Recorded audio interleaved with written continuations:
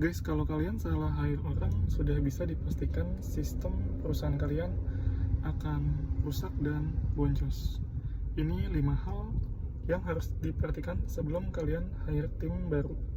Yang kelima, kalian wajib punya alasan yang kuat, maksud dan tujuannya kenapa hire orang baru ini. Mungkin apakah supply-nya kurang tapi demand-nya tinggi, atau project yang masuk banyak tapi yang ngebantuinnya nggak ada, gitu ya. Atau memang sedang ada karyawan yang putus kontrak atau ingin resign. Yang keempat, harus diperhatikan teman-teman harus filter dan screening profiling orangnya. Wajib melakukan psikotes singkat, harus ada interview, ditanyakan seluk-beluknya seperti apa, biodata dia seperti apa, sampai harus ada tes dengan user, sudah cocok memenuhi atau tidak. Dan terlepas dari itu, teman-teman bisa cek requirement gaji yang dia minta seperti apa, karena harus menyesuaikan dengan budget perusahaan. Yang ketiga, teman-teman harus punya alasan kuat apakah orang ini punya prospek yang bagus atau enggak untuk kedepannya. Jadi harus dipikirin nih visi dan misi kedepannya dengan orang yang baru kita hire untuk jangka 3 bulan, 6 bulan, atau 1 tahun ke depan. Apakah worth it kita masukin orang ini atau enggak?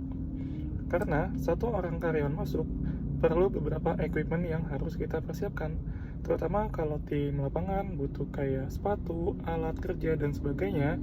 Tapi kalau tim internal, teman-teman harus siapin PC, laptop, dan sebagainya gitu ya, apalagi harus beli software baru dan sebagainya. Yang kedua, yang bikin agak sedikit kalau teman-teman kelewatan soal ini, yakni KPI, Key Performance Indicator.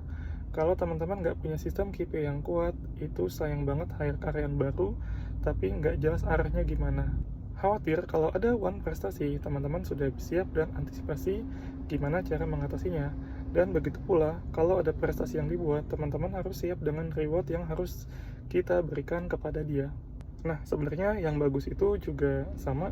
Teman-teman harus sering melakukan percobaan kepada karyawan baru, dan teman-teman juga harus sering melakukan pemecatan kepada orang baru. Jangan sungkan dan takut kalau emang itu nggak sesuai sama requirement teman-teman.